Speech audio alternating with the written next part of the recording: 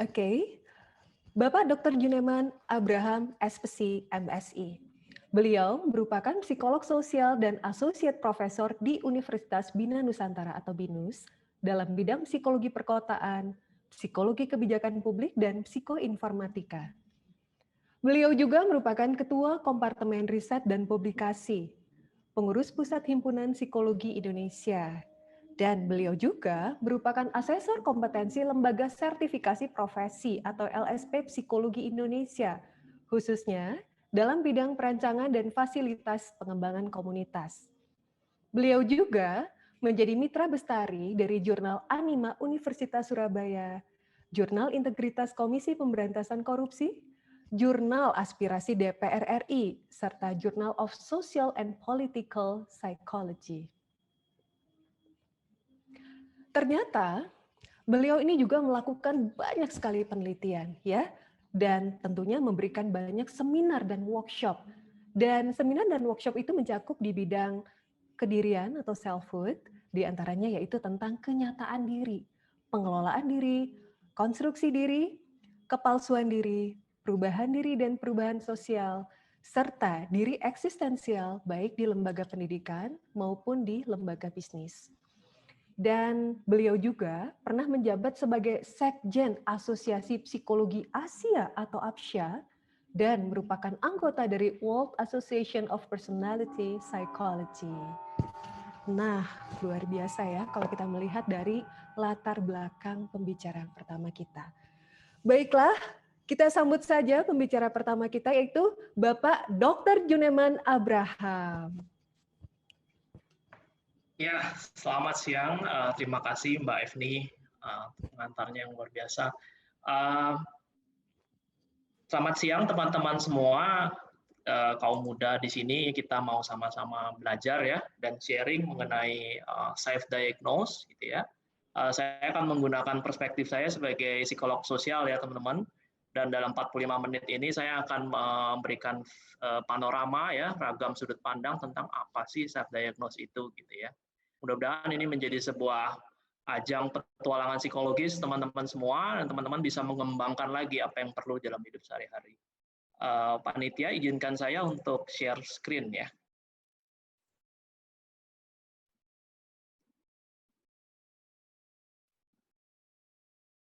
Baik.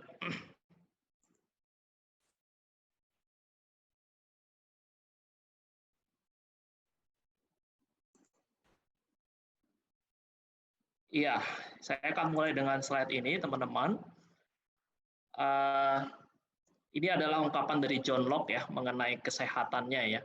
Kalau teman-teman ingat, John Locke ini terutama yang belajar psikologi ya, filsuf empiris ya, yang terkenal dengan teori tabula rasa ya, bahwa manusia adalah kertas putih dicoreti oleh orang lain pengalaman hidupnya ya.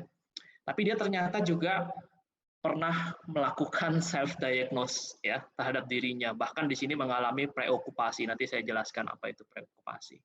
Nah, saya ingin mulai dengan begini teman-teman. Diagnosis itu adalah istilah medis, yaitu yang perlu kita sepakati dulu. Istilah psikiatris, kedokteran jiwa, istilah psikologi klinis ya. Arti diagnosis adalah mengenali, menyimpulkan, menentukan secara rasional penyakit ya, sifat-sifatnya, sebab-sebabnya ya. Berdasarkan apa? Berdasarkan tanda-tandanya, berdasarkan simptom-simptomnya. Jadi itu pengertian dari diagnosis ya. Dan ada caranya, ada metodenya untuk mengenali si penyakit ini, ada prosedurnya dan ada kewenangannya. Oke. Nah, karena merupakan praktek medis, diagnosis ini ya, maka dan praktek kedokteran jiwa, praktek psikologi klinis, maka sebenarnya di luar profesi yang saya sebutkan tadi tidak dapat melakukan diagnosis secara mandiri, ya, secara independen. Kenapa? Simply karena tidak punya kewenangan, teman-teman. Ya, karena itu praktek medis, ada profesinya, ada prosedurnya, ya, maka kita tidak punya kewenangan untuk melakukan praktek itu kalau kita bukan profesi atau profesional itu. Ya, kita tidak punya kewenangan, tidak punya prosedurnya, tidak punya perangkatnya. Maka kalau kita melakukannya secara mandiri, diagnosis ini, ya, terhadap diri kita misalnya, ya, menentukan penyakit itu, maka yang terjadi sebenarnya dalam istilah profesi itu sudah malpraktik sebenarnya, atau misuse atau mistreat terhadap diagnosis ya. Nah, tapi di mana posisi self diagnosis ya atau diagnosis diri ini ya? Paling jauh kita bisa memposisikan diri kita sebagai, nah saya pakai istilah dalam drama atau film ya, protagonis ya. Diri kita adalah protagonis. Apa artinya? Protagonis itu kan bisa berarti apa? Pemain utama atau pemain pendukung tapi yang baik gitu ya, mendukung pemain utamanya gitu kan ya. Nah, protagonis dalam arti ini adalah pemain pendukung yang baik. Saya mau menggunakan istilah itu ya. Antagonisnya siapa? Ya, si penyakit ini, entah real, entah kita bayangkan, entah kita imajinasikan, antagonisnya adalah si penyakit ini. Dan pemain utamanya untuk menegakkan diagnosis adalah si profesi itu tadi ya.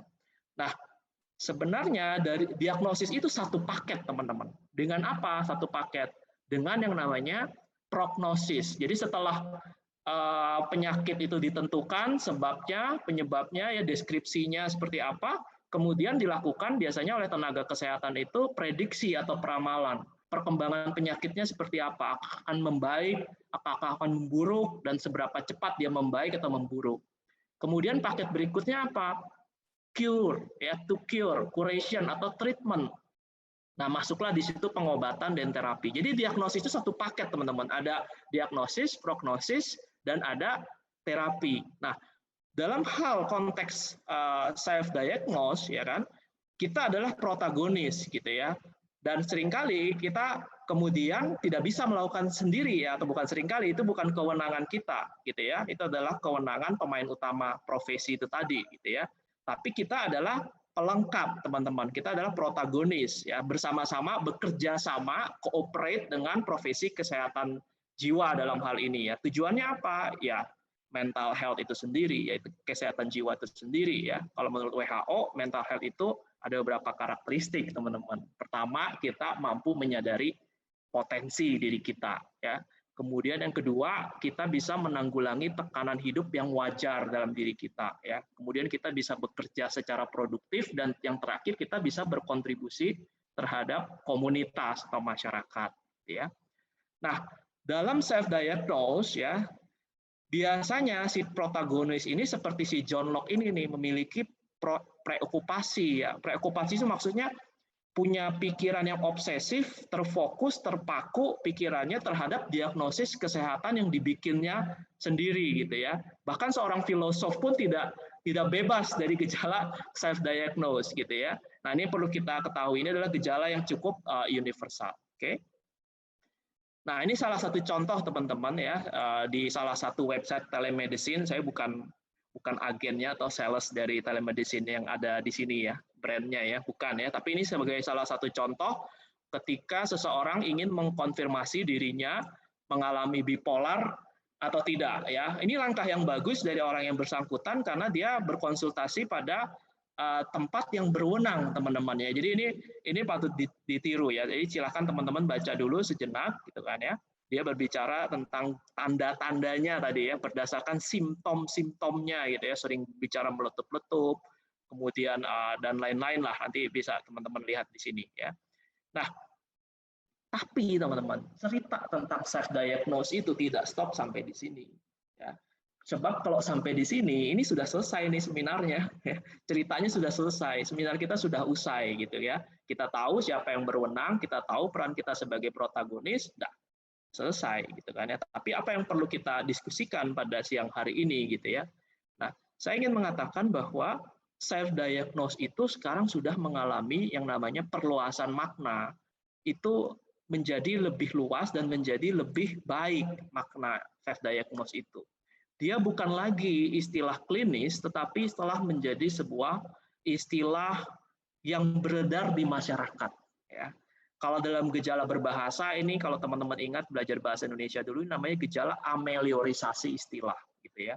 Jadi self diagnose telah mengalami ameliorisasi istilah. Saya ambil contoh konkret ya.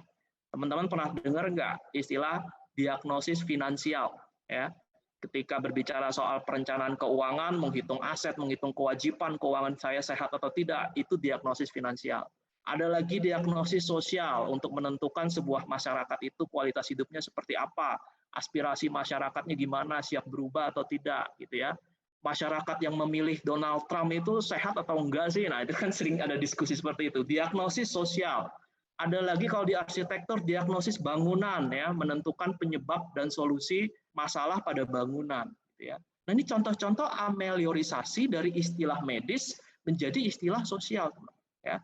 Demikian juga diagnosis diri sebenarnya. Nah, dalam amatan dan pandangan saya, diagnosis diri itu atau self-diagnose tidak lagi hanya merupakan istilah medis atau klinis, melainkan telah menjadi istilah sosial. Kenapa pertanyaannya? Ya, kenapa seperti itu? Saya mencermati setidaknya ada 3 sebab, teman-teman. Yang pertama adalah psikiater atau psikolog klinis tidak selalu berada di sekitar kita. Terlebih orang-orang yang berada di daerah, di pelosok, tidak punya akses, atau infrastruktur kesehatan jiwanya memang minim, gitu ya. Saya jadi teringat sebuah buku yang ditulis oleh Vikram Patel, itu teman-teman juga bisa cari, judulnya adalah When There's No Psychiatrist. Ketika tidak ada psikiater, dan ada orang membutuhkan layanan, apa yang harus dilakukan? Ya. Yang kedua, saya lihat kenapa diagnosis diri sekarang menjadi istilah sosial. Ya. Yang kedua, kalaupun ada fasilitas-fasilitas fisik, rumah sakit jiwa, layanan telemedicine, dan sebagainya, biayanya tidak selalu terjangkau untuk semua orang. Sebenarnya persis inilah yang menjadi topik Hari Kesehatan Mental Sedunia, yaitu Mental Health for All, ya, greater investment, greater access. Karena kesehatan jiwa memang membutuhkan investasi, butuh duit, butuh uang, dan tidak semua orang bisa menjangkau. Kalau tidak ada investasi, biayanya akan mahal, gitu ya. Termasuk implikasinya ke farmasi, pengobatan, terapi, dan seringkali atau kadang-kadang lah saya istilahkan ya, malah menjadi ajang komersialisasi, dan itu menjadi semacam desas-desus di tengah masyarakat, gitu ya. Rumah sakit yang melakukan komersialisasi profesi tertentu ya. Tentu ada proses hukum di sana kalau misalnya terjadi kerugian pada klien atau pasien, tapi desas-desus itu ada di tengah masyarakat. Kemudian hal yang ketiga, apalagi yang menyebabkan diagnosis diri menjadi istilah sosial? Kehadiran internet. Ada big data, ada artificial intelligence, artinya ada industrial revolution 4.0 dan sebagainya. Dan budaya self-help, ya, bantu diri. Memang kalau ke toko buku, Gramedia misalnya itu ada rak khusus self-help, buku-buku gitu ya. Itu membuat kita merasa lebih berdaya, feel empowered, bisa mendiagnose diri sendiri gitu ya. Nah, jadi seperti itu kira-kira teman-teman latar belakangnya, sejarahnya, ceritanya kenapa self-diagnose ini sekarang semarak gitu ya. Tapi ada konsekuensinya, teman-teman. Apa itu konsekuensinya? Yang tadinya self-diagnose itu adalah sebuah praktek medis, sekarang dia bertransformasi menjadi praktek kebudayaan. Jadi saya istilahkan seperti itu, menjadi sebuah cultural practices. Apa itu cultural practices? Ya, semua pengetahuan, keyakinan, aktivitas, praktek yang dilakukan masyarakat, yang hidup dalam masyarakat, ya, self-diagnose ini yang membuat masyarakat itu menjadi survive. Nah, kalau bicara soal praktek kebudayaan, maka kewenangannya juga berpindah. Yang tadinya kewenangannya di psikiater, dokter, psikolog klinis, sekarang berpindah ke lay people, ke orang awam. Siapa orang awam? Kita semua gitu ya. Artinya apa? Kalau dalam sosiologi itu disebut terjadi distribusi kekuasaan atau power gitu ya. Yang tadinya psikolog, dokter, psikiater adalah pihak yang berkuasa sepenuhnya atas diri pasien atau klien, ya walaupun kita sebagai protagonis tadi ya, pelengkap diagnosis gitu kan ya. Tetapi sebagai praktek kebudayaan, kewenangannya itu pindah ke tangan kita sebagai orang awam gitu ya. Nah, persoalannya adalah karena telah terjadi perpindahan kekuasaan dari profesi ke orang awam gitu ya sebagai sebuah praktek kebudayaan, self diagnose ini, bagaimana kita yang sudah punya kewenangan itu bisa melakukannya secara bertanggung jawab ya. Sebagaimana psikiater atau psikolog juga responsibel atau bertanggung jawab atas diagnosis yang diberikan kepada kita. Nah, ini yang akan saya bicarakan sebenarnya dalam konteks self-diagnose kali ini. Ya. Oke, saya pindah ke slide berikutnya. Jadi kita sudah tahu ceritanya teman-teman ya, bahwa sejarahnya self-diagnose itu seperti itu, ya, secara global. Yang akan kita bahas adalah self-diagnose sebagai sebuah praktek kebudayaan. Ya. Nah, kalau kita ingat ya, praktek kebudayaan itu membuat kita survive, ya, membuat kita sehat mental. Ya. Kenapa? Karena kita berada di tengah keterbatasan beberapa pihak, tidak ada profesional, bayarannya mahal, kemudian ada revolusi industri 4.0 dan sebagainya. Ya, kemudian kita melakukan self diagnose dalam arti praktek kebudayaan tadi. Ya, saya ambil contoh supaya jelas nih ya teman-teman ya. Contoh yang lain dalam bidang kedokteran self diagnose itu penggunaan test pack untuk kehamilan, teman-teman ya. Untuk diagnosis kehamilan. Apakah dokter marah kalau kita pakai test pack? Tidak, ya. Tetapi ada berbagai implikasi sosial budaya dari penggunaan test pack. Misalnya menjadi landasan bagi pasangan-pasangan untuk program hamil, gitu ya. Wah, pengen cepet-cepet test pack-nya ini menunjukkan tanda positif, gitu kan. Wah, gaya berhubungan seksual apa nih supaya cepat hamil. Nah, itu menentukan teman-teman dari test pack itu, ya. Jadi test pack bukan semata-mata melayani fungsi medis, tapi bagaimana pandangan, wacana, perlakuan sosial terhadap tubuh perempuan, terhadap seksualitas perempuan, ya, apakah tubuh perempuan hanya dilihat sebagai fungsinya untuk haid, hamil, melahirkan, menyusui, atau lebih daripada itu. Nah, inilah psikologi sosial dari self-diagnose. Gitu ya. Nah, sebagai sebuah praktek kebudayaan, self-diagnose itu lanskapnya seperti bagian di depan ini, teman-teman. Ada self-filosofi atau filsafat diri, ada worldview, ya, sebelum sampai ke self-diagnose, ya, kemudian ada self-diagnose diri, kemudian ada kultivasi itu artinya mengolah, ya, mengusahakan diri, kemudian ada mengolah atau mengusahakan kesehatan. Kita semua sebenarnya punya apa yang ada di bagian ini, ya. Kita semua punya filsafat diri, kita semua punya pandangan tentang dunia, gitu ya. Hanya sering kali kita tidak sadar. Karena apa? Karena jarang direfleksikan, ya. Saya ambil contoh di dalam filosofi filsafat diri misalnya, ya. Ada yang menganggap apa sih self itu, gitu kan? Kalau kita ditanya teman-teman apa jawabannya? Diri saya itu apa? Filsafat saya tentang diri saya sendiri itu apa? Pandangan saya terhadap diri saya sendiri itu apa? Ada banyak ideologi menawarkan itu. Saya ambil contoh yang paling kuno, salah satu dari Aristoteles, teman-teman. Dia mengatakan bahwa self itu, diri itu adalah kegiatan atau aktivitas, gitu ya. Dia ambil contoh sebuah perbandingan. Dia ambil contoh bukan manusia tapi pisau, dia bilang. Kapan pisau disebut sebagai pisau? Ya, bukan karena bentuknya mirip pisau, tapi karena pisau itu bisa memotong. Jadi pisau itu esensinya kegiatan memotong itu, gitu ya. Nah, manusia bisa mengadopsi pandangan seperti itu, punya filsafat dunia seperti filsafat diri seperti itu. Dan itu berimplikasi, ya, berakibat pada pandangannya terhadap dunia. Oh, kalau saya punya pandangan seperti itu, artinya apa? Diri saya itu tidak bisa diam. Diri saya harus berpartisipasi, harus berkontribusi kepada dunia. Ada komitmen diri saya terhadap dunia. Self-diagnose-nya di mana?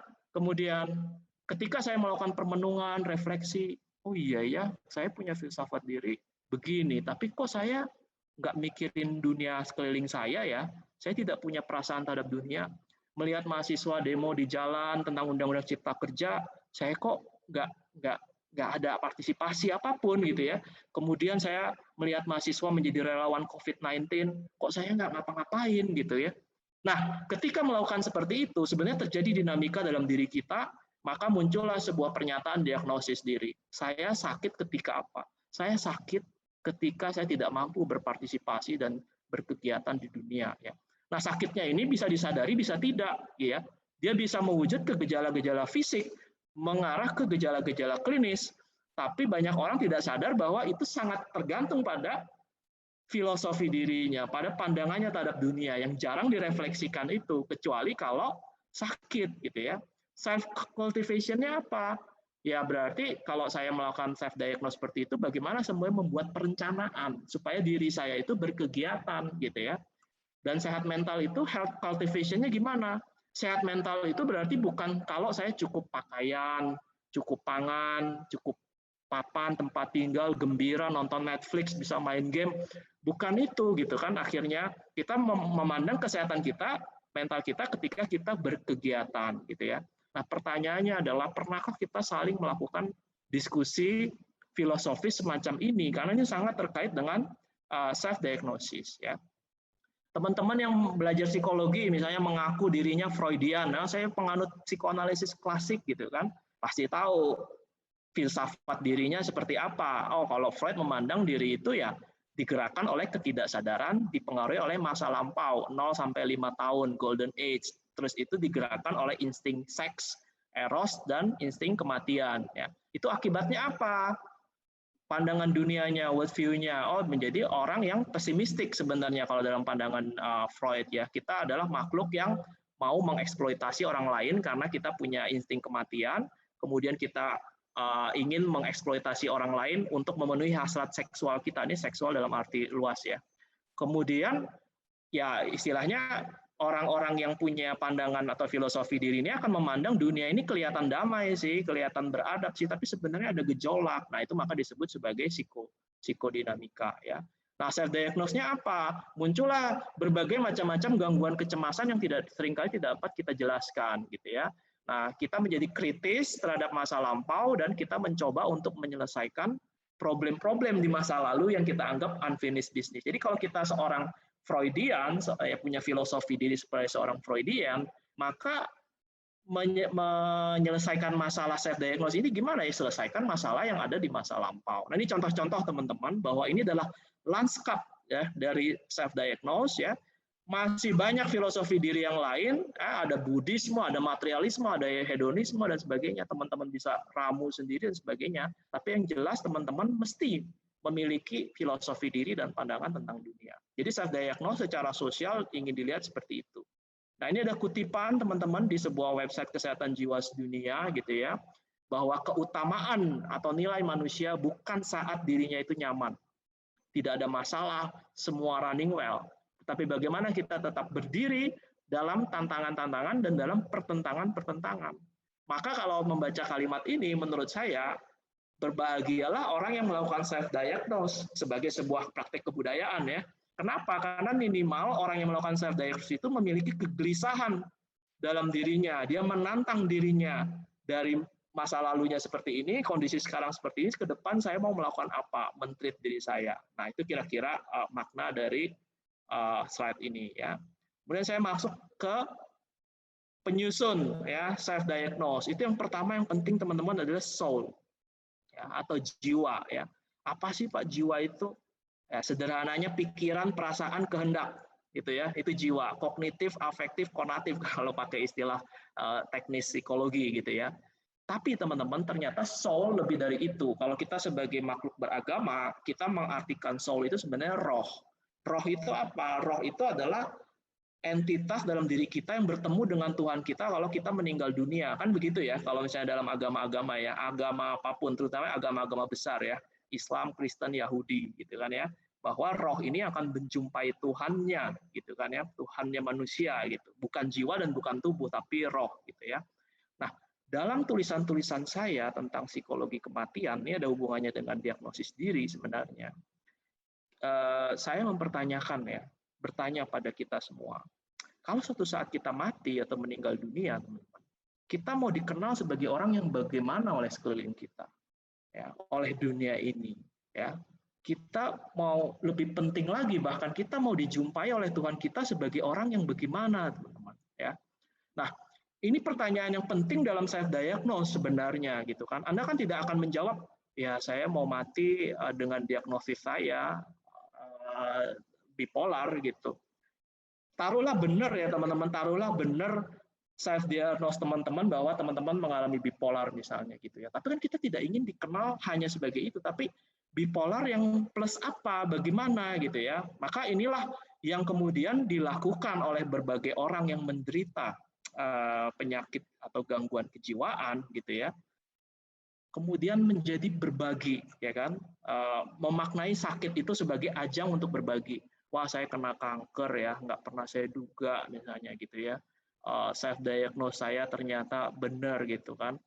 Bisa benar ya teman-teman, nanti saya akan sebutkan angkanya berapa persen gitu ya, bisa benar. Tapi setelah itu apa? Banyak orang kemudian ada yang pasif, tapi juga ada yang aktif. Oh, ini ajang saya untuk kampanye kesehatan berbagi buat teman-teman yang lain gitu ya. Jadi menjawab pertanyaan tadi itu menjadi sangat penting gitu ya. Karena dengan melakukan self diagnose, fokus kita bukan lagi pada simptom, bukan lagi pada gejala yang kita alami kejiwaan maupun badan, tetapi self diagnose kita tempatkan sebagai sebuah eternal project atau proyek keabadian itu ya. Ayam tidak punya proyek keabadian, teman-teman. Kucing tidak punya proyek keabadian, tapi manusia punya, gitu ya. Nah, inilah bedanya ya, sebagai manusia yang beriman atau beragama. Nah, ini menjadi satu hal yang penting. Self-diagnose ada proses yang beriringan dengan pertumbuhan karakter kita. Pengalaman sakit, teman-teman, ya, atau mendiagnosis diri sendiri merasa tidak oke, itu sering bagus untuk apa? Untuk memecah rutinitas kita, sebenarnya ya. Bagus dalam arti maknawi ya, dalam arti maknawi. Selama ini kita bekerja, kita belajar rutinitas dari pagi, siang, sore, ketemu pagi lagi dan sebagainya. Kita sebenarnya terasing loh dengan diri kita sendiri, jarang berefleksi, tapi pengalaman sakit, pengalaman diagnosis negatif, self-diagnose negatif, seringkali menyadarkan diri kita sendiri tentang realita diri kita.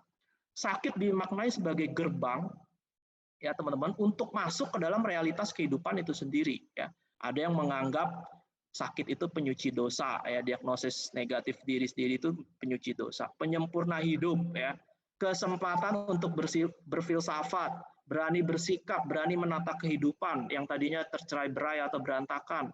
Self-diagnose adalah ajang untuk lahir kembali, kesempatan untuk mengintervensi masyarakat dan sistem kesehatan, rumah sakit dan sebagainya, karena tahu persis nggak enaknya sakit, nggak enaknya mengalami diagnosis negatif, kemudian berbagi dan sebagainya ya. Kesempatan berbicara dengan Tuhan, berinteraksi dengan lingkungan, memulihkan harmoni dengan lingkungan dan sebagainya. Jadi yang ingin saya katakan adalah kita perlu beyond self-diagnose ya. Kalaupun kita melakukan beyond sakit itu, dan itu harus beriringan dengan komponen-komponen yang lain ya, yaitu ada diri ya, ada diri atau self gitu kan. Ini adalah kumpulan keyakinan, sikap terhadap diri sendiri yang terorganisir sebenarnya. Itu pengertian diri ya, mewarnai cara kita berpikir lah, merasa, berkehendak, bertindak ya. Nah, saya mau memberikan definisi diri yang sederhana ya, memberikan gambaran diri itu ibarat buku, teman-teman ya. Buku itu ada pembacanya dan ada buku yang dibaca. Nah, pembacanya itulah diri kita sendiri. Itu namanya self awareness atau I dalam bahasa Inggris ya. Buku yang dibaca itu adalah self concept atau me. Jadi kalau dalam diri kita itu ada I, ada me ya. I itu adalah kita yang berefleksi, me itu adalah konsep diri kita ya, diri yang menjadi objek refleksi kita atau objek renungan kita. Nah, di mana self diagnose? Self diagnose itu ada di tengah-tengahnya antara I dengan me. Ya, karena self diagnose itu pasti mengandaikan, mengasumsikan bahwa kita adalah orang yang punya kemampuan untuk berefleksi. Dan dari self diagnose itu akan menghasilkan me gitu ya, atau self concept seseorang. Nah, itulah singkatnya mengenai diri. Kemudian konsep yang ketiga adalah pengertian, teman-teman, atau understanding ya.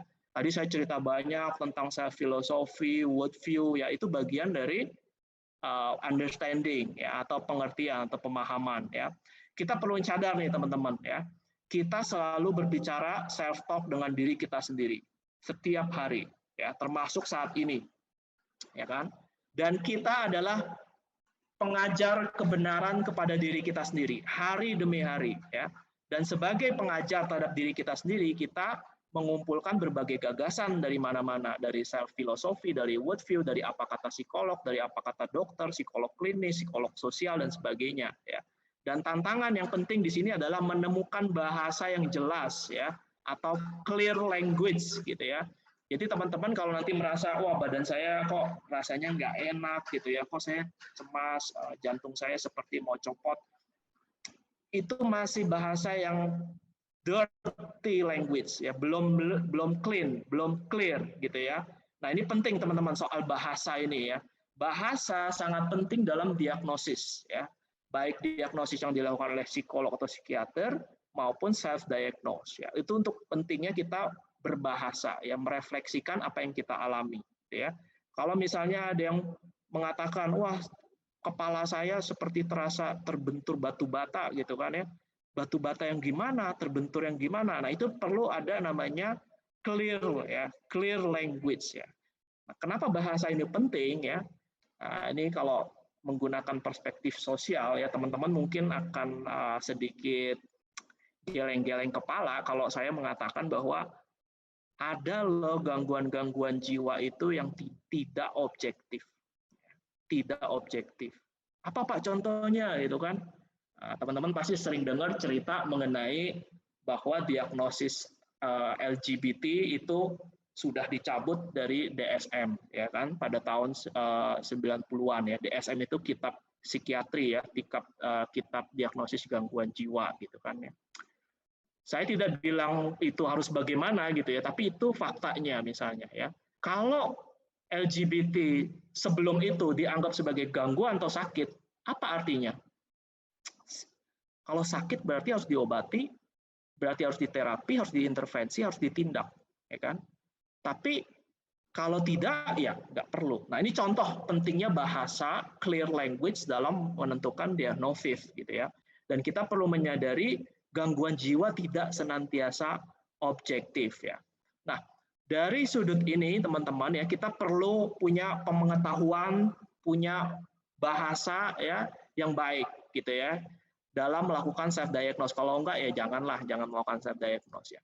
Orang yang hipokondria ya, yang punya keluhan fisik dan dicari penyebab fisik penyebabnya tidak ada secara fisik gitu kan ya, adalah ya boleh saya bilang mereka yang menyimpulkan penyakit fiktif namun kurang menggunakan pengetahuannya atau kurang menggali pengetahuannya. Jadi peran pengetahuan sangat penting di dalam self diagnosis ya. Pak, self diagnosis itu bisa benar nggak sih Pak? Bisa korek nggak sih Pak? Menurut riset-riset dalam penyakit medis, saya pernah baca bisa benar. Dan peluangnya adalah 31-34%. Saya tidak pernah membaca literatur lain yang menyebutkan angka di atas 34%, teman-teman. Jadi kira-kira sepertiga itu bisa benar ya. Tapi ini sebagai bahan untuk nanti protagonis itu tadi gitu ya. Dan akuratnya itu 31-34% itu berkorelasi dengan pengetahuan yang dimiliki oleh seseorang gitu ya. Kalau teman-teman mau kunjungi beberapa website ya,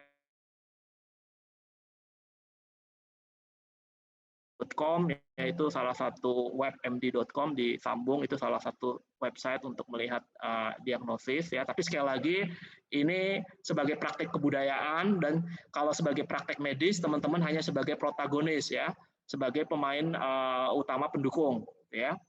Pemain pendukung yang baik maksud saya ya. Nah, jadi diagnosis dalam arti ini adalah kita sekarang memindahkan yang tadinya kita tidak jelas nih, what's wrong with me? Ya, dengan gejala-gejala yang saya alami sekarang, what's wrong with me? Apa yang salah dengan diri saya? Apa yang salah dengan diri saya? Kita memindahkan pada sebuah kolektivitas, di mana masyarakat ilmiah, psikiatri, psikologi itu sudah punya kriteria-kriteria.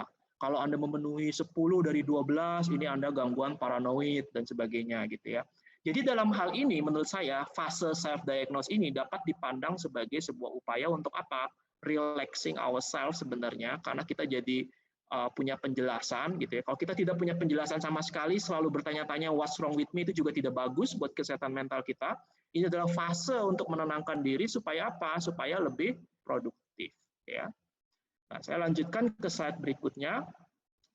Menjadi seorang individu itu apa sih gitu ya? Kita baru paham jika kita memandang bahwa diri kita sebagai sebuah istilah forensik ya. Diri adalah sebuah istilah forensik. Apa artinya istilah forensik? Istilah hukum. Bahwa ya diri kita adalah orang yang bertanggung jawab terhadap diri kita sendiri. Kita harus bertanggung jawab. Kenapa? Karena kita memiliki kebebasan dalam menalar, dalam berefleksi ya, dalam berbahasa. Kita bahagia, menderita, menjadi seorang kriminal dan sebagainya, itu akibat dari kebebasan kita ya. Jadi dalam hal konteks self diagnose, kalaupun ingin dilakukan ya, lakukanlah dengan disiplin. Itu saja pesan saya dari hal ini gitu ya. Disiplin dalam bernalar, disiplin dalam merenung, disiplin dalam berbahasa, disiplin dalam berpengetahuan ya. Kita ingin menghindari ya self diagnose sebagai wujud lari dari kenyataan. Itu yang kita ingin hindari ya. Karena kita seringkali dalam hidup sehari-hari bisa seperti itu ya. Dalam berbagai literatur disebutkan bahwa misalnya mimpi ya, keluhan-keluhan badan yang tidak jelas ya, kemudian warisan pemikiran abstrak dari leluhur, dari orang tua, itu seringkali membuat kita menggunakan bahasa yang tidak clear dan kemudian lari dari kenyataan gitu ya. Maka tantangannya adalah jujur dengan diri kita sendiri ketika kita melakukan self diagnose ya.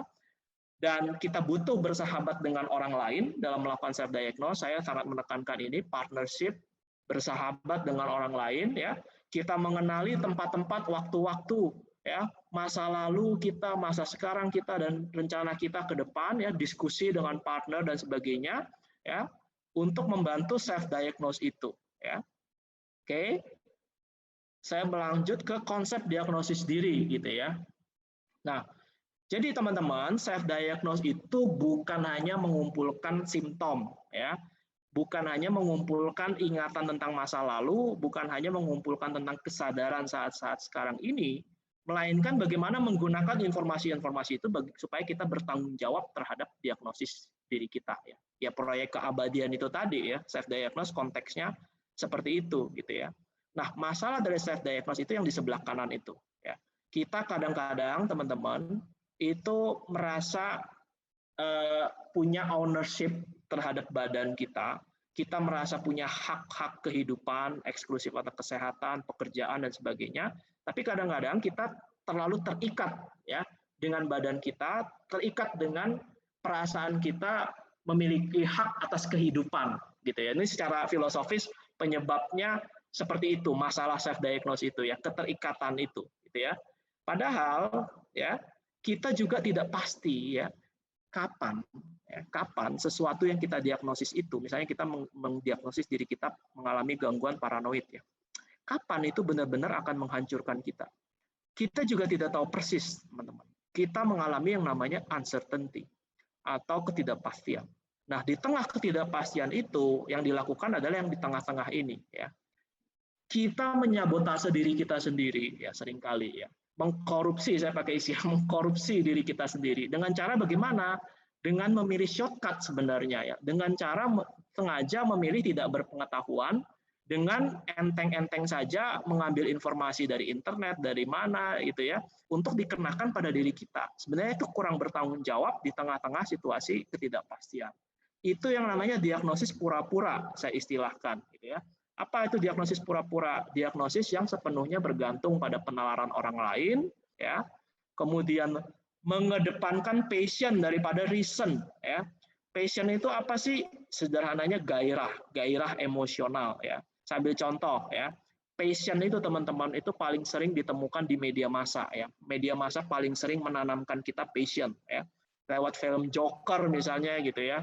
Kita nonton, ya, banyak pemberitaan anak-anak nonton, remaja nonton, wah ini gimana ini, ya, keren juga jadi Joker ini, ya. Jadi akhirnya passion pengen jadi seperti Joker, gitu ya. Gimana caranya ketawa dan nangis tanpa disengaja seperti Joker, gitu kan, ya. Namanya pathological laughter or crying, gitu kan, ya. Akhirnya ikut-ikutan, gitu kan. Kemudian saya belakangan ini lihat di Twitter ada trending topik mengenai IQ sexku, gitu kan. Wah, diagnosis IQ seks saya berapa ini, teori berapa, praktek berapa, banyak quiz, ya, yang trending topik, dan kemudian kita mengacaukan passion kita jadi terbawa, ya, passion kita jadi terbawa ke sana karena ada arus media, ya. Belum lagi ada gambaran-gambaran misalnya di film Joker itu dia menjadi korban bullying, gitu ya. Ya akhirnya orang menjadi yang punya passion seperti itu ingin playing victim, ya, menjadi korban, ya, bermain sebagai korban, ya, ingin memperoleh perhatian dan sebagainya, gitu ya. Nah, inilah self diagnose yang terjadi, ya, dalam konteks sebuah praktek kebudayaan itu, ya. Banyak artinya, banyak maknanya, ya. Dan diagnosis pura-pura ini menjadi sebuah kerentanan buat kita semua, ya. Kita menjadi tidak cover both side, ya. Wah, itu saya betul tuh, itu ngalamin seperti itu tuh, gitu kan, ya. Tidak cover both side, tidak melihat diagnosis bandingnya seperti apa, tidak melihat konteks sosialnya seperti apa, gitu ya. Dan kita punya visi yang terbatas itu seringkali juga membuat self diagnosis kita menjadi kurang bertanggung jawab, gitu ya. Teman-teman, kita adalah makhluk yang berpengetahuan. Saya sebut di sini kita punya kewajiban epistemik, maksudnya adalah kewajiban kita sebagai makhluk yang berpengetahuan. Oke. Saya masuk ke slide berikutnya, teman-teman, ya. Ada yang namanya gejala misdiagnosis, ya, atau diagnosis yang tidak akurat atau tidak keliru, yang keliru, ya. Saya tidak khusus bicara soal misdiagnosis dalam self diagnose, tapi saya secara umum dulu, ya. Kapan terjadi misdiagnosis, ya?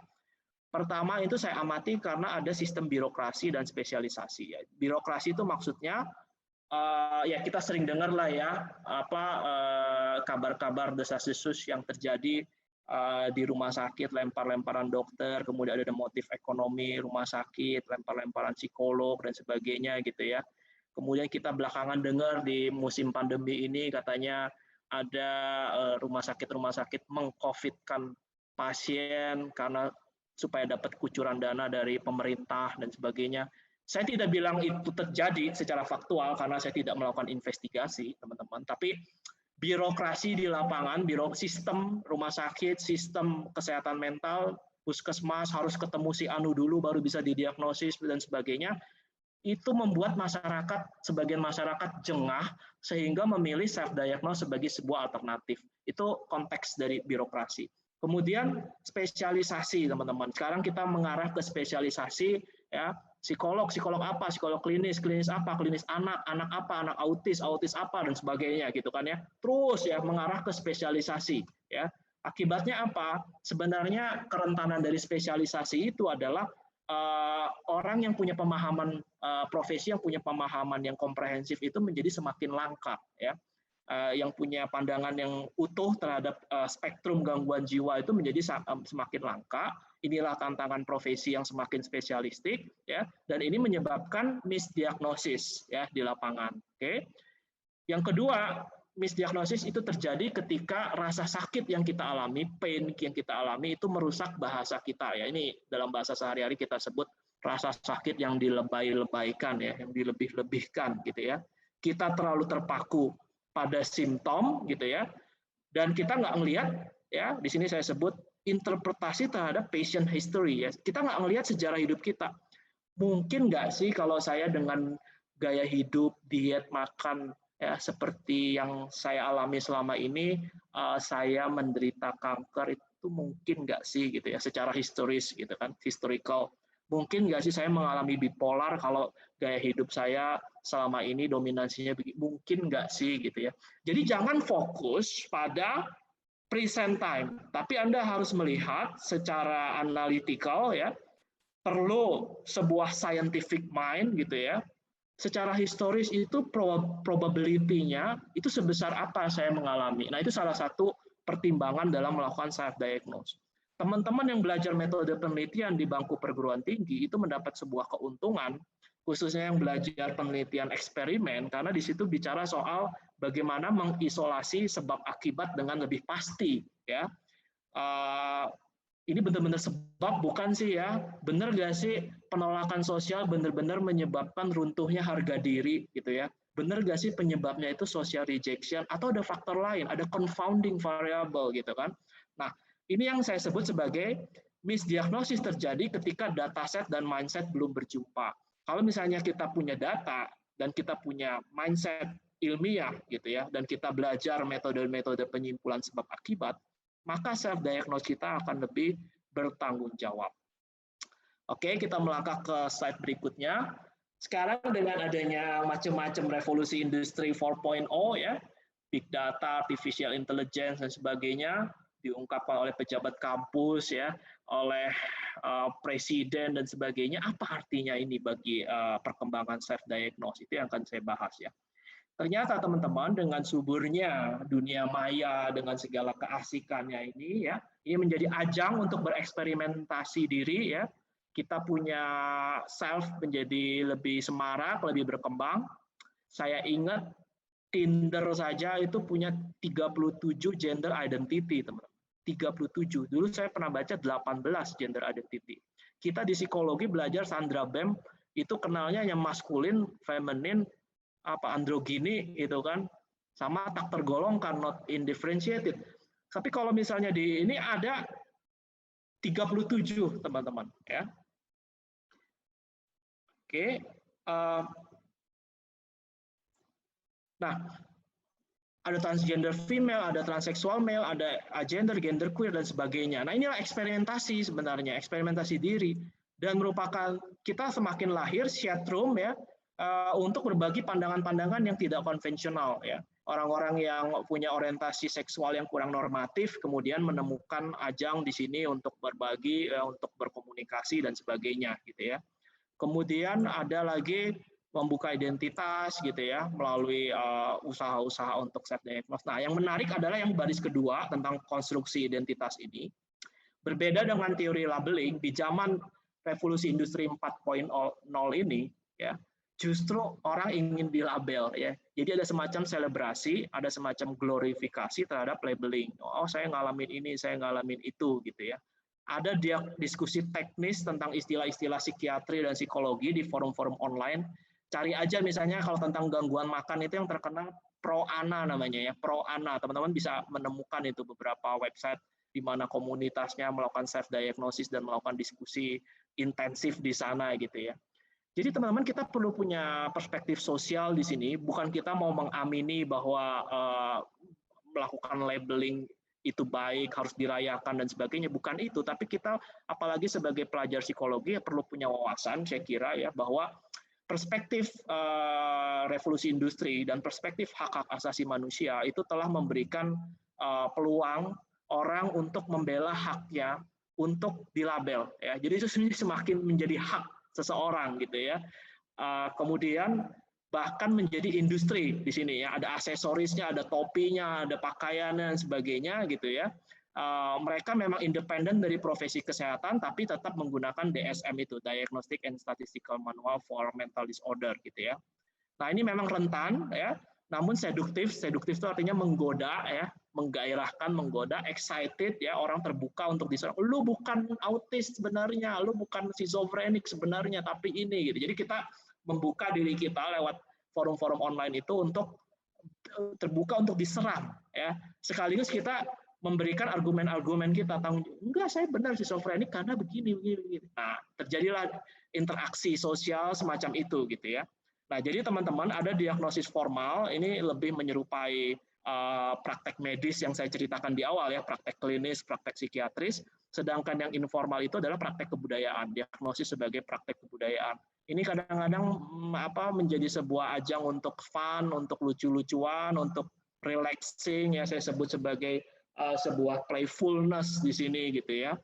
Dan kita perlu mempertimbangkan, ya, bagaimana ini berfluktuasi, ya. Sebagai contoh, tadi, ya, LGBT tadinya dianggap gangguan jiwa di DSM, kemudian dicabut di DSM 4TR, gitu kan. Nah, ini kan fluktuasi, teman-teman, ya. Kitab gangguan jiwa, diagnosis gangguan jiwa yang kita pakai dasar sebagai self diagnose pun itu tidak selalu statis seperti itu. Sekarang sudah DSM kelima, ya, teman-teman. Nanti akan ada diskusi lagi dari kalangan psikolog dan psikiater untuk menentukan DSM ke-6 dan sebagainya. Nah, ini yang perlu kita sadari, teman-teman, ya, bahwa gangguan jiwa tidak seobjektif yang kita pikirkan. Oke. Kemudian ini juga punya implikasi, ya, revolusi industri ini buat layanan kesehatan mental, yaitu apa? Sejauh mana profesi-profesi yang tradisional itu, yaitu psikolog klinis, psikiater, psikolog itu kemudian percaya terhadap peran internet dan mereka bisa mengerti mengenai praktek kebudayaan yang sedang berkembang. Oke.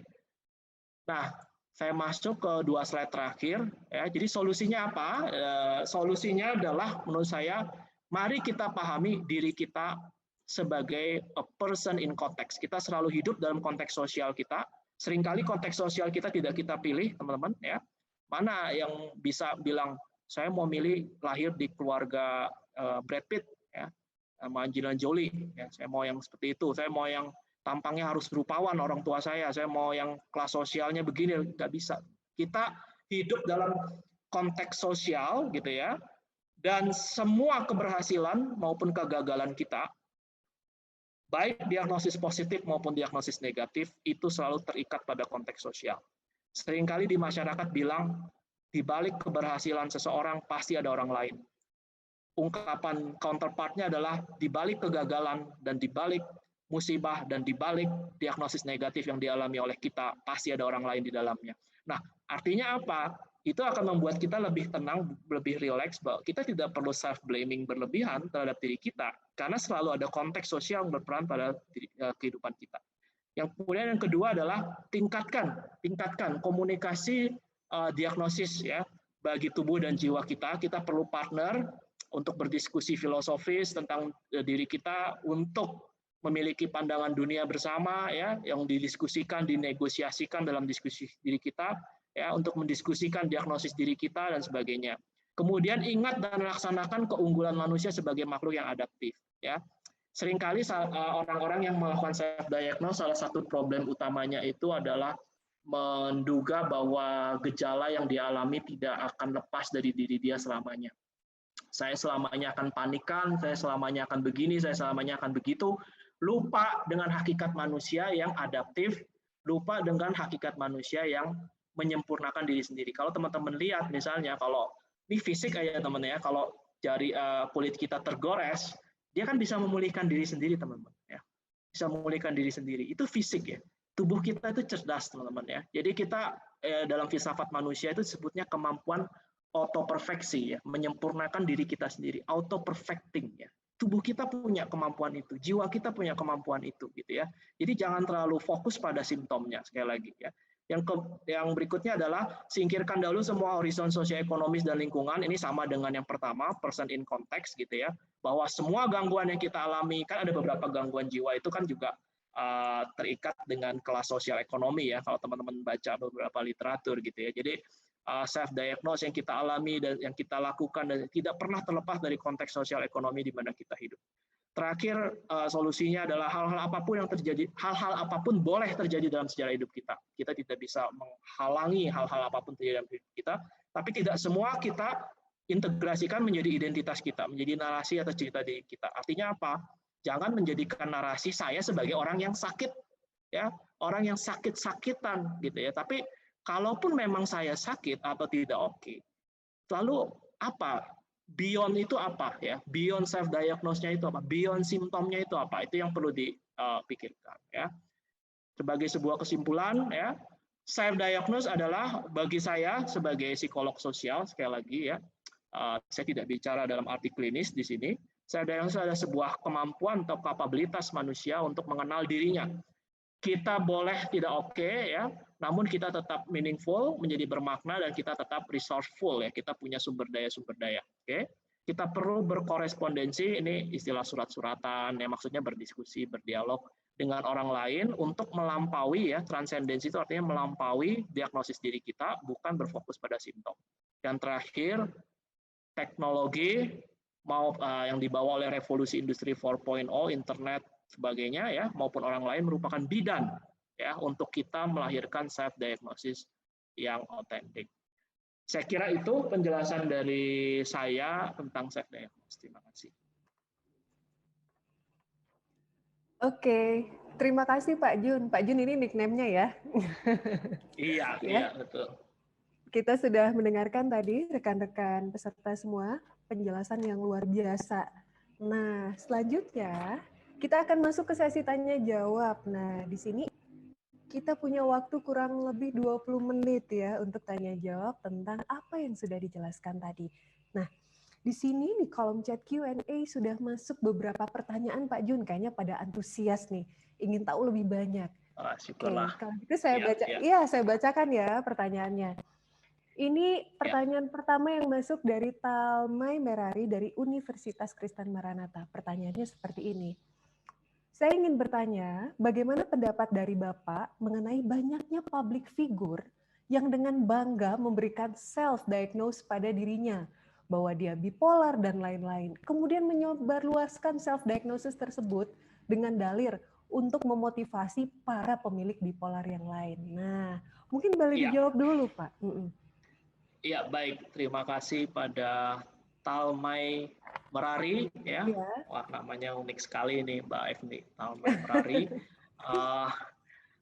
Ya, di sini ada pertanyaan ya, public figure bangga memberikan self diagnose bahwa dirinya bipolar. Nah, pertanyaannya adalah ini self diagnose yang seperti apa gitu ya? Ini self diagnose yang akurat atau tidak, itu dulu gitu ya. Jadi sebab apa? Karena akhirnya kalau yang terjadi ternyata ini adalah untuk keren-kerenan, untuk bangga-banggaan, untuk supaya punya ajang buat para artis untuk prososial gitu kan ya, untuk memberikan edukasi, kampanye dan sebagainya gitu ya.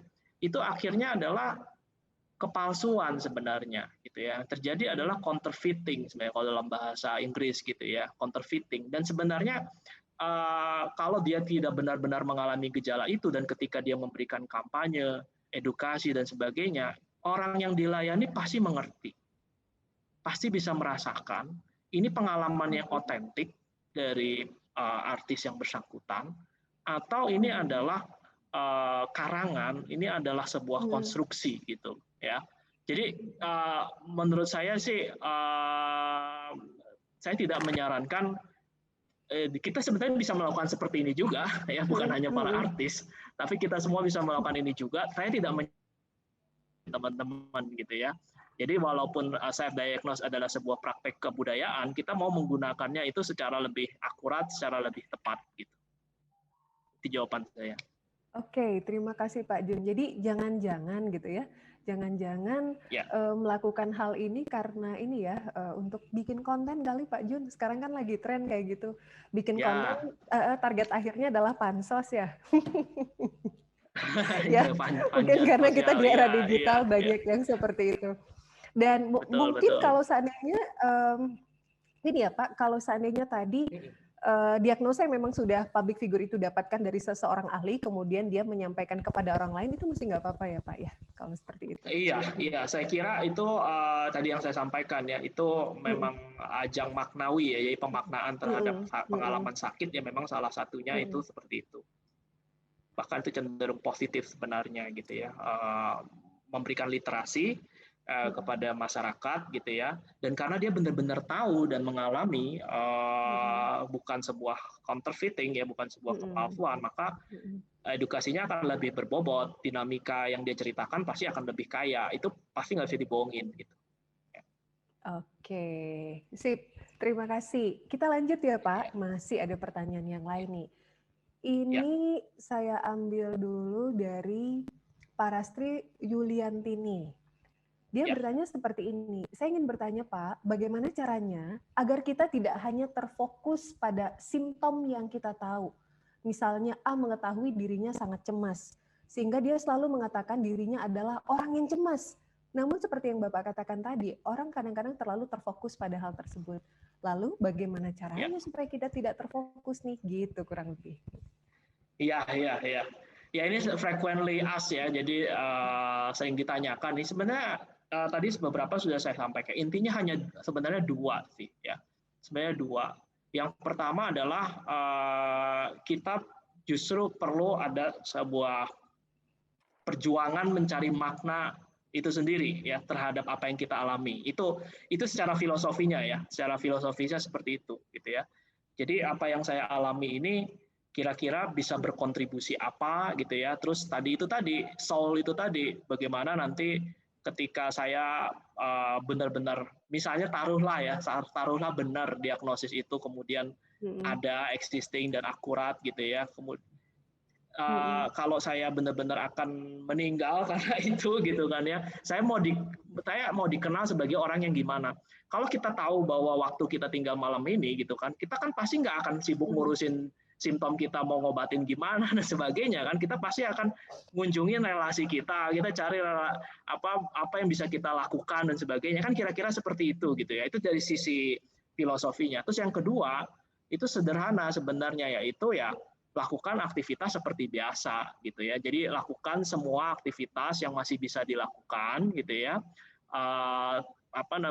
Rutinitas yang kesibukan yang kita lakukan itu perlu dipertahankan gitu. Jadi man is a worker by nature. Jadi manusia adalah seorang pekerja ya, sifat alamiahnya gitu. Yang sering terjadi adalah ketika orang mengalami melakukan self diagnose itu kemudian stop gitu. Kemudian menjadi malas ya, berpangku tangan, malas, lebih menyibukkan diri mendalami diagnosisnya lagi gitu ya. Nah, seperti itu kira-kira Mbak Evni.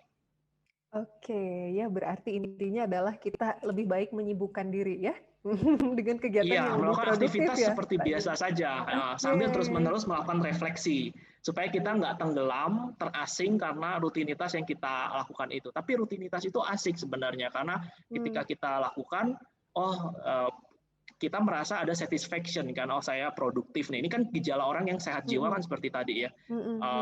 Bukan hanya tidak ada simptom penyakit loh orang yang mental health itu, tapi dia mampu bekerja secara produktif dan berkontribusi kepada masyarakat. Akhirnya bekerja itu balik ke kita lagi, keuntungan positifnya. Self diagnosis yang tadinya kita ngalamin kecemasan dan sebagainya, karena kita merasakan, wah saya sudah berkontribusi kepada ibu saya, berkontribusi kepada adik saya, kepada sejawat saya dan sebagainya, akhirnya balik lagi ke saya, menenangkan saya. Kira-kira seperti itu. Oke, terima kasih Pak Jun. Kita lanjut nih, kayaknya ada yang punya ketertarikan nih tentang tadi yang bisa memulihkan dirinya sendiri. Ini dari Yobel Tidur, pertanyaannya seperti ini. Saya ingin bertanya, memungkinkan atau tidak kalau seseorang yang kita idolakan atau seorang idol yang mendunia bisa menyembuhkan penyakit mental lewat karya yang dia hasilkan? Mungkin bisa lewat lirik lagu atau mungkin lewat tingkah laku. Dan memungkinkan atau tidak kalau misalnya ada alternatif penyembuhan penyakit mental selain ke psikolog, katanya seperti itu Pak Jun. Iya Mbak Evni. Ini pertanyaan menarik dan menurut saya pertanyaan ini sangat realistis. Kenapa? Pertanyaan Yobel ini sangat realistis karena kalau kita yang hidup di perkotaan mungkin tidak menganggap ini sebagai sesuatu yang relevan ya mengenai alternatif penyembuhan penyakit mental ya. Tapi Indonesia yang berada di bawah garis kemiskinan atau sedang berjuang untuk mengatasi garis kemiskinan gitu ya, dan angka kemiskinan kita cukup tinggi. Pertanyaan mengenai alternatif penyembuhan penyakit mental selain psikolog ini menjadi sangat penting gitu ya. Jadi saya jawab yang terakhir dulu.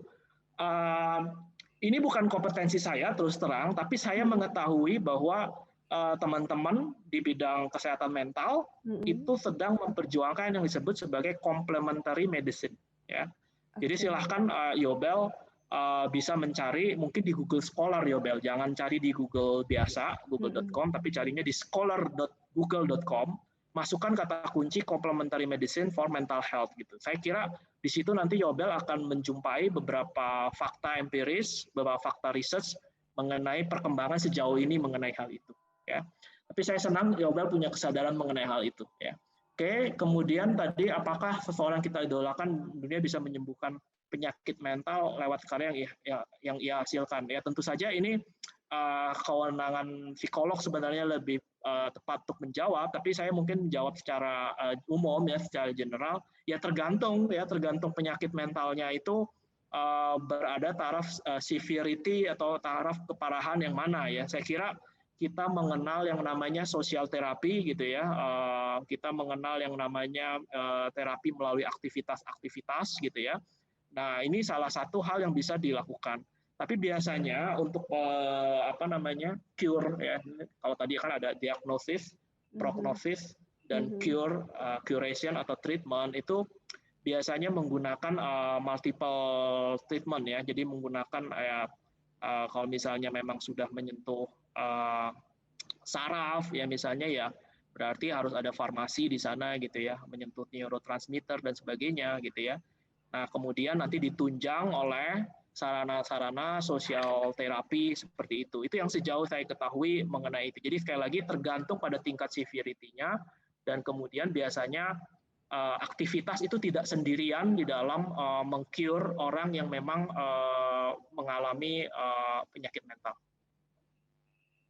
Oke, ya seperti itu ya. Jadi memang berarti harus cari informasi pada sumber-sumber yang lebih akurat ya. Hati-hati juga kalau sembarangan search di internet.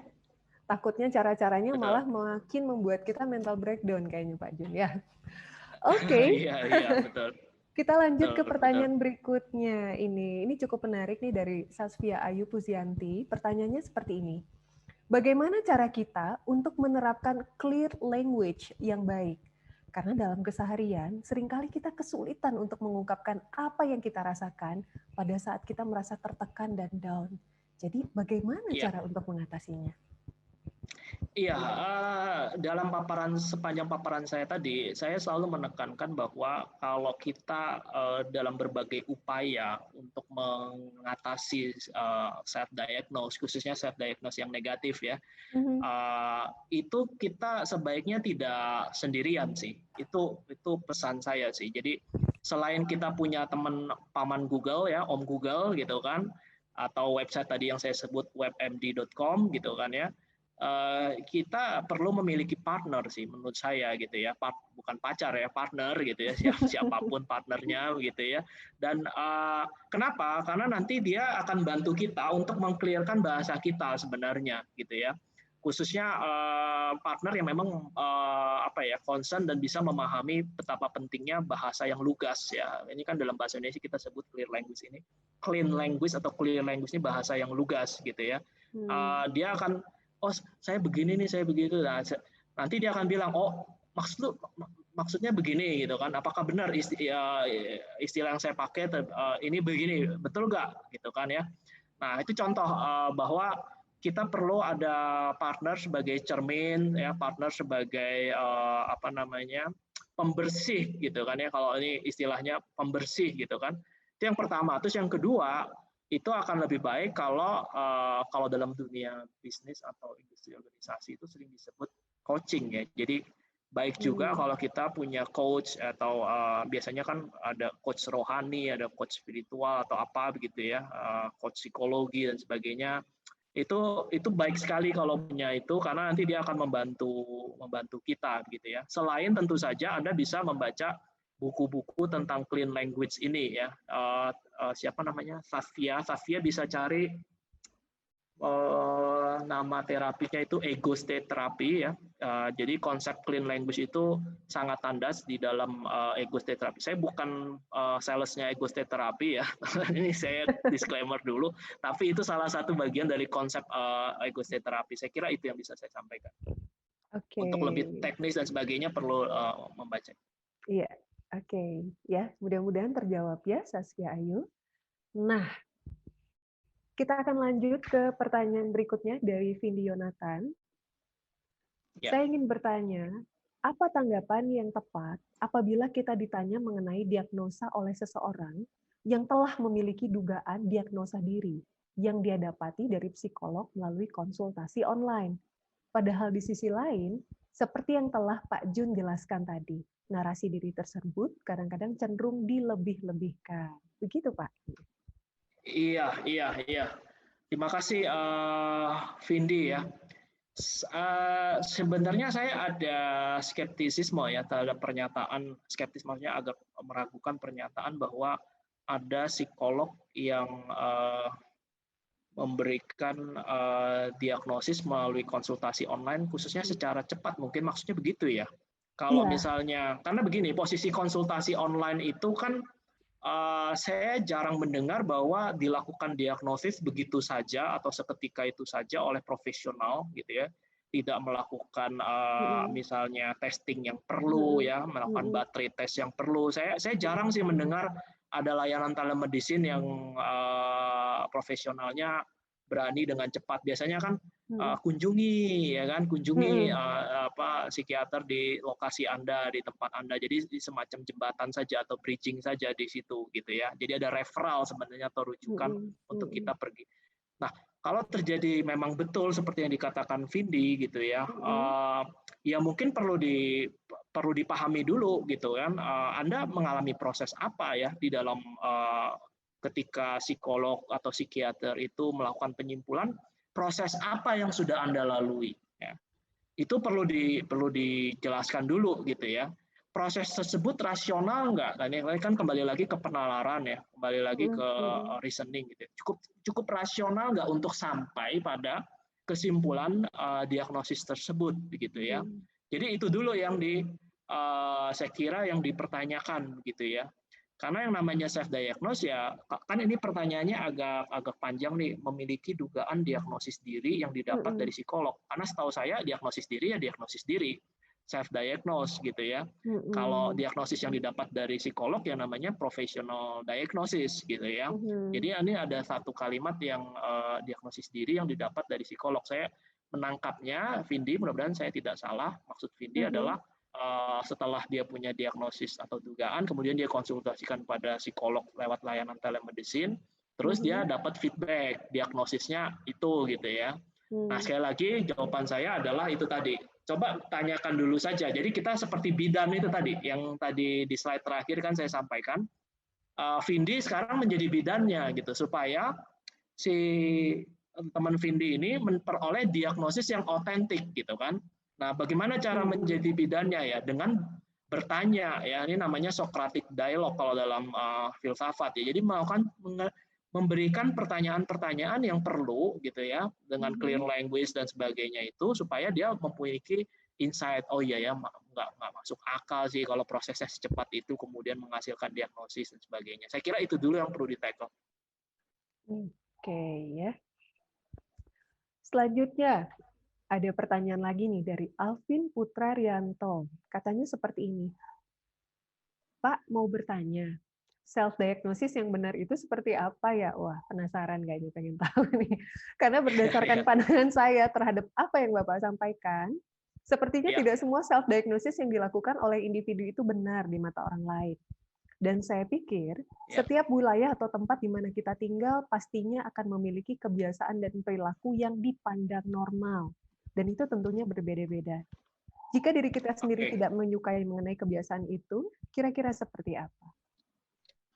Iya, Alvin. Sebenarnya tadi dalam slide saya, Alvin, saya menyampaikan bahwa self-diagnosis itu baik sebagai praktek medik maupun sebagai praktek kebudayaan, itu kalau kita lihat itu sama-sama menggunakan DSM sebagai rujukan, ya, sebagai landasan atau alas. Ini self-diagnosis yang kita bicarakan ya, diagnosis yang kita bicarakan. Diagnosis yang alasnya atau landasnya adalah kitab diagnosis gangguan jiwa ya. Kalau di Indonesia namanya PPDGJ ya. Sayangnya belum direvisi sejak tahun 93 kalau nggak salah, saya ingat. Ya, tolong koreksi saya kalau saya salah gitu ya, karena saya bukan psikolog klinis tahun 93, juga. Pak. Betul ya, 93 ya, edisi ketiga. Nah, jadi pertama betul apa yang Alvin katakan, bahwa tidak semua self-diagnosis yang dilakukan individu itu kemudian diakui. Saya tidak menggunakan kata dari Alvin benar di mata orang lain, tapi diakui oleh orang lain. Itu betul gitu ya. Dan itu memang praktek kebudayaan yang wajar ya, yang sering terjadi gitu ya. Tadi makan di dalam slide revolusi industri 4.0 itu saya sampaikan bahwa sekarang ini orang-orang yang melakukan praktek kebudayaan self-diagnose ini, dia menganggapnya itu sebagai hak. Hak saya untuk melabel diri saya apa ya, yang saya anggap betul, yang saya anggap nyaman ya. Tapi kemudian hak saya itu berjumpa ya dengan orang lain yang menantang itu ya. Anda nggak ngalamin itulah gitu kan dan sebagainya. Nggak apa-apa, itulah dialog, itulah saling mengasah di forum-forum online. Coba nanti Alvin coba masuk ke beberapa forum pro ana itu ya, mengenai anoreksia, bulimia dan sebagainya ya. Itu orang berusaha kayak orang lamar kerja gitu ya, jadi memunculkan adanya kredensial seperti CV gitu. Saya pernah didiagnosis psikolog mengalami anoreksia kira-kira 3 tahun yang lalu dan sebagainya. Kemudian tiba-tiba ada orang lain yang meragukan. Ya itulah asiknya sebenarnya kalau saya anggap sebagai sebuah praktek kebudayaan itu ya. Asiknya itu di situ gitu sebenarnya. Kemudian melakukan self diagnosis yang benar itu seperti apa? Ya tadi saya sampaikan bahwa ya gunakan rasionalitas ya, tidak mengandalkan passion, tidak mengutamakan passion daripada reason ya, misalnya seperti itu. Kemudian ada beberapa hal yang tadi di slide, mungkin slide-nya nanti dibagikan oleh panitia. Intinya adalah kita harus melaksanakan apa yang saya sebut sebagai kewajiban epistemik kita ya, sebagai makhluk yang berpengetahuan. Konkretnya gimana? Ya konkretnya adalah banyak baca, kan sederhananya seperti itu gitu ya.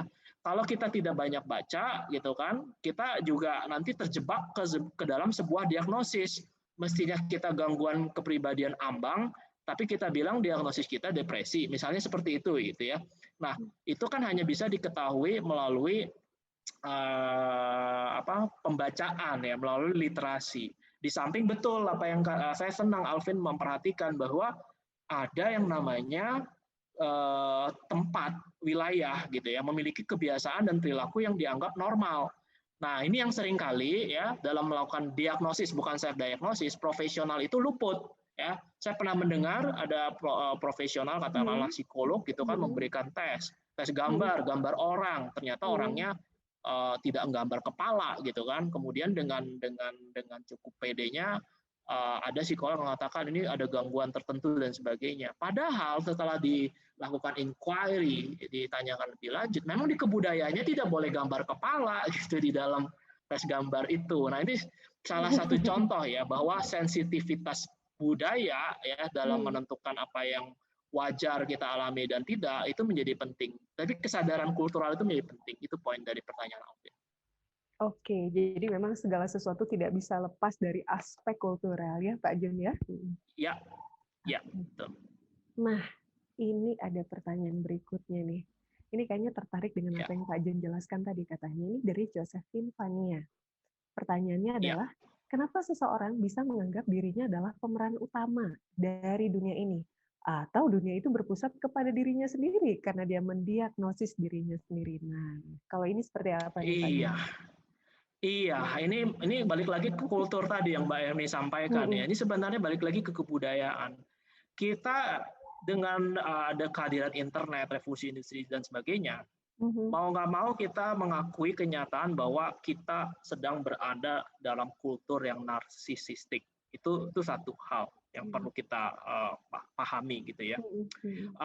Sekarang banyak hal kita bisa lakukan secara mandiri. Kita mau broadcast mandiri, nggak perlu TV dan sebagainya. Itu sebabnya RCTI, MNC itu protes, ada Instagram Live dan sebagainya gitu kan ya. Mereka merasa revenue penghasilan mereka drop karena orang tidak nonton TV lagi dan sebagainya.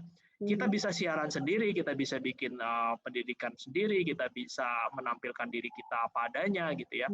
Itu jawaban sebenarnya kenapa terjadi seperti itu. Tapi saya tidak melihat bahwa kultur narsisistik ini harus kita selalu anggap negatif gitu ya. Tidak seperti itu juga. Karena apa? Karena sebenarnya internet itu menghadirkan yang namanya demokratisasi. Ya, orang-orang yang selama ini marginal, suaranya tidak pernah didengar ya oleh pemerintah, oleh kelompok-kelompok sosial dominan yang berada di masyarakatnya, kemudian memperoleh ruang-ruang yang cukup ya untuk bersuara, menyuarakan aspirasinya, memperoleh pertolongan, craving for help dan sebagainya ya. Kemudian orang lain juga yang punya kelebihan dan sebagainya bisa melakukan crowdsourcing, crowdfunding dan sebagainya gitu. Itu jawabannya saya kira Josephine Fania ya. Jadi kultur narsisistik itu kuncinya. Oke, dari kultur ya. Ya. Nah, berikutnya Pak Jun, ini ada pertanyaan dari Siti Badriah. Saya mau bertanya, karena saya mahasiswa psikologi, kan belajar psikologi nih, apakah baik apabila mendiagnosis diri sendiri? Jika tidak, bagaimana cara mengetahuinya? Cara mengatasi hal tersebut? Iya. Kalau Siti mengikuti ya apa yang saya paparkan, saya tidak mau mengambil posisi dikotomis baik atau tidak baik, karena ini banyak kompleksitas di dalam self diagnose ini. Ya, saya melihat bahwa tadi kompleksitasnya adalah ini praktek medik sekaligus praktek kebudayaan. Ya, sebagai sebuah praktek medik, tentu saja kita tidak punya kewenangan, dan saya tidak berharap kita yang masih dalam taraf mahasiswa yang belum menggenggam gelar dan sebagainya itu memiliki keyakinan bahwa diagnosis kita adalah diagnosis yang sah secara medik atau secara psikiatrik atau secara psikologi klinik gitu kan ya. Bukan itu, tapi saya menganggapnya itu sebagai praktek kebudayaan. Nah, di dalam praktek kebudayaan tadi banyak dinamika. Jadi ini bukan soal baik atau tidak. Saya dari sisi praktek kebudayaan saya anggap baik. Kenapa? Karena itu adalah bagian dari self awareness, cara kita untuk mengenal diri kita sendiri, cara kita untuk mulai gelisah ya terhadap diri kita sendiri. Ya, mobil itu katanya kalau jalannya udah mulai lancar itu hati-hati, jangan-jangan itu maknanya jatuh ke jurang, teman-teman. Kalau jatuh ke jurang kan cepet tuh ya, nyaman, lancar ya, terus gitu, jatuh ke jurang. Tapi kalau misalnya nanjak ya, kita sedang menataki karir dan sebagainya ya itu namanya self diagnose dalam arti yang positif gitu. Dalam arti kita gelisah terhadap diri kita berjumpa dengan berbagai tantangan-tantangan, tapi setelah itu kita akan memperoleh hasil yang baik ya. Sekali lagi ini kombinasi aja sih menurut saya, praktek medik dan praktek kebudayaan. Interaksi aja sama dosennya ya, interaksi aja sama ketika nanti Anda magang, sebagai magister profesi psikologi, interaksi saja ya. Dua-dua praktek ini silakan dilakukan ya. Menurut saya tidak masalah, tapi kalau yang medik itu dilakukannya setelah Anda lulus profesi. Oke. Nah, kita masuk ke pertanyaan terakhir ini Pak Jun. Ya, ya. Katanya ini dari Teresa Kristi, katanya gini. Saya ingin bertanya, seperti apa caranya kita membantu orang yang punya kecenderungan untuk melakukan self-diagnosis? Atau bagaimana cara kita meyakinkan orang tersebut agar mau pergi ke profesional? Iya, kalau berhadapan dengan orang yang melakukan self-diagnosis, itu sebenarnya tadi saya sudah menyampaikan beberapa petunjuk ya. Itu berlaku buat diri kita maupun buat orang lain begitu ya. Kita perlu menyampaikan bahwa posisi self diagnose itu adalah sebagai protagonis. Jadi kita tidak melarang gitu ya. Itu satu hal. Biasanya kalau orang belum apa-apa mengatakan jangan. Nah, ini yang saya sering ketemu sebenarnya di artikel-artikel tentang self diagnose yang saya baca gitu kan. Jangan self diagnose gitu. Itu menurut saya kata jangan itu bermasalah atau problematik kalau dari sisi perspektif sosial gitu ya. Yang ada adalah ketika dibilang jangan itu kemudian semakin tergoda karena seduktif itu tadi yang tadi saya sampaikan gitu ya. Self diagnosis itu seduktif sebenarnya, menggoda ya, menggairahkan sebenarnya gitu ya dalam konteks sekarang ini gitu.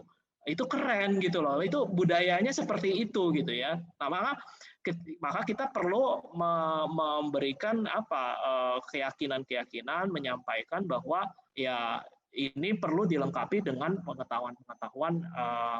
Tadi kan saya menekankan kata bagaimana berpengetahuan gitu kan ya. Ya udah kita cari bareng aja. Jadi together searching gitu loh. Siapa penanyanya? Maaf tadi. Teresa. Teresa ya. Jadi bagi membantu orang yang punya kecenderungan untuk melakukan self diagnose, ya kita dampingin saja, itu lebih baik gitu loh. Jadi dia tidak sendirian, kita juga tidak judgmental untuk mengatakan jangan ya terhadap orang tersebut gitu ya.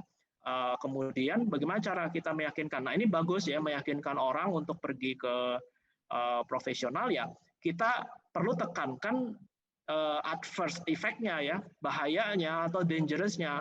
Bahaya secara keuangan atau finansial itu apa kalau misdiagnosis, ternyata self diagnosis itu salah. Bahaya jangka panjangnya terhadap kesehatan fisik apa, dan bahaya jangka panjangnya terhadap kesehatan mental apa gitu ya. Biasanya kalau kita mengenali bahwa ini akan menghabiskan duitku, uangku gitu kan, ini akan membuat aku tidak bisa lagi berkontribusi kepada dunia secara optimal gitu ya. Mudah-mudahan ya orang tidak terpaku ya dengan itu. Jadi kombinasi dua itu ya. Jadi jangan kita cuma dorong-dorong pergi ya. Saya sih menyarankan ya marilah kita menjadi partner itu tadi, menjadi bidan itu tadi untuk bersama-sama sebagai orang yang lebih sadar gitu. Oke, ya terima kasih Pak Jun untuk jawabannya. Nah, rekan-rekan peserta sekalian, sebenarnya ini pertanyaan yang masuk masih banyak banget. Tetapi karena keterbatasan waktu, sepertinya kita memang harus mengakhiri sesi tanya jawab ini. Dan di sini ada beberapa hal yang akan saya coba simpulkan bahwa ternyata self-diagnose saat ini telah menjadi praktek budaya. Jadi bukan sekedar memberikan judgement kepada diri sendiri, tetapi kita menjadi lebih aware dengan keadaan kita sebenarnya seperti apa saat ini. Dan self-diagnose itu juga bukan lari dari kenyataan, tetapi memang harus ada disiplin berpikir, disiplin merenung, disiplin menalar, dan disiplin dalam berpengetahuan. Dan satu hal yang harus kita ingat adalah intinya, jangan lupakan keunggulan manusia sebagai makhluk yang adaptif, karena tubuh dan jiwa kita punya kemampuan untuk memulihkan dirinya sendiri. Oke, ada satu pesan terakhir, Pak Jun, buat rekan-rekan peserta di sini sebelum kita menutup sesi pertama. Iya, intinya adalah silahkan mengenali simptom yang Anda miliki, silahkan menjadi makhluk yang berpengetahuan ya, tapi please go beyond that ya, go beyond self diagnose ya. Anda ingin jadi apa, ingin dikenal bagaimana di akhirnya nanti, karena itu diri Anda nanti yang paripurna itu nanti di akhir itu gitu ya. Self diagnose secara positifnya ya kita sebagai praktik kebudayaan kita saling support ya, ada peer support gitu. Saya kira itu saja. Oke, terima kasih Pak Jun, kesimpulan dan penutup luar biasa dari pembicara pertama kita. Dan tentunya dalam hal ini banyak hal yang bisa kita pelajari dari apa yang sudah disampaikan oleh Pak Jun untuk kita semua. Baiklah, inilah akhir dari sesi pertama. Untuk itu selanjutnya saya kembalikan kepada MC kita. Silakan Shannon. Terima kasih Bu Efni.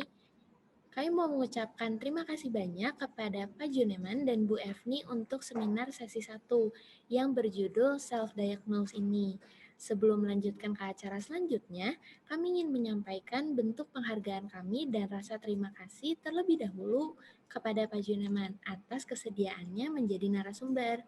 Dengan ini, kami akan memberikan sertifikat secara simbolis dengan menampilkan sertifikat ini. Sertifikat akan diberikan oleh Ibu Dr. Misiliana, RMSI Psikolog, selaku dosen pembimbing acara Cyclub 2020. Baik, Ibu Misi.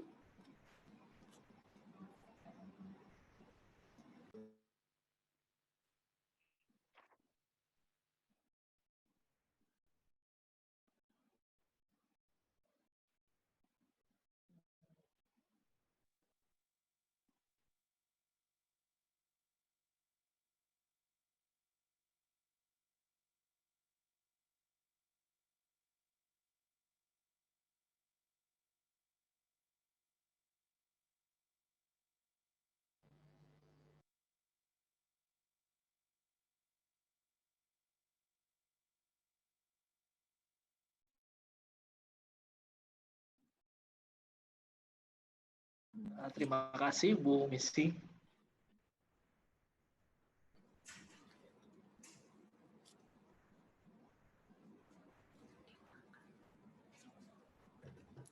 Baik, Ibu Misi, mohon maaf. Mungkin tadi ada kesalahan teknis. Baik, apakah bisa diulang, Bu?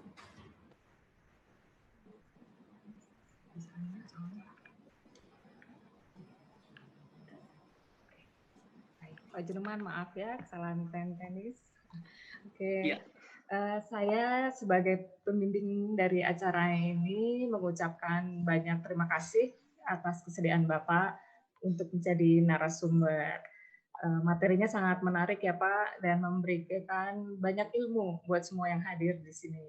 Sekali lagi terima kasih, kami berikan secara simbolis sertifikat penghargaan ini.